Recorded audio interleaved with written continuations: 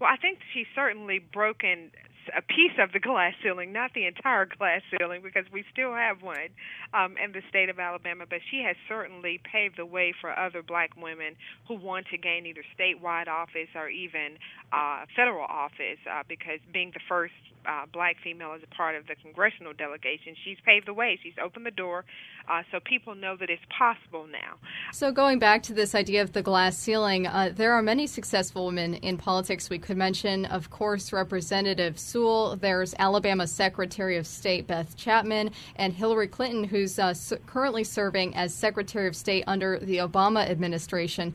So you say there is this glass ceiling, but do you think that glass ceiling is rising?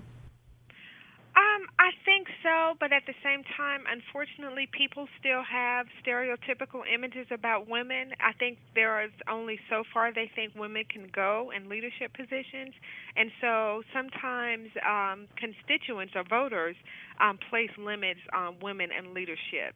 And so until those kind of feelings and stereotypes are removed from people, I think there will continue to be a glass ceiling. I mean, the University of Alabama has their first female university president, and I've already heard just a few negative comments about the fact that there's a female now running the University of Alabama. But until voters and people in general move those stereotypes, I think there will continue to be this glass ceiling for women, not only in the state of Alabama, but nationally. Okay, turning back to District 7, this congressional district encompasses several counties in the Black Belt region. They include Dallas, Wilcox, and Sumter counties. How does the Black Belt region make this district unique going into the election? Well, it's the only majority-minority district in the state of Alabama. And historically, we know that because of the nature of the district, it's one of the congressional districts in the state that usually votes Democrat in the presidential election. Not enough of an impact for the entire state to shift towards a Democratic candidate for president. But we know that the 7th Congressional District is a pretty solid Democratic district and has a higher percentage of people of color in that district. And we also know this district with the Black Belt region, the Black Belt region tends to have higher unemployment rates, higher rates of poverty. So how is that going to affect voters in that district going into the election on Tuesday?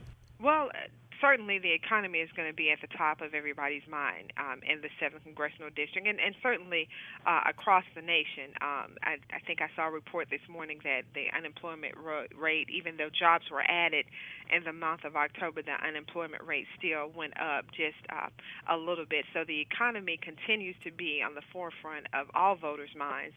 But also with the recent devastation of Hurricane Sandy, people are also trying to examine how both presidential candidates will handle emergency situations and how compassionate they are in dealing with those situations and trying to remove politics away from, the everyday real life situations that people deal with. Finally, I want to just ask and discuss briefly about the amendment that's going up on the ballot to remove the racist language from Alabama's 1901 Constitution.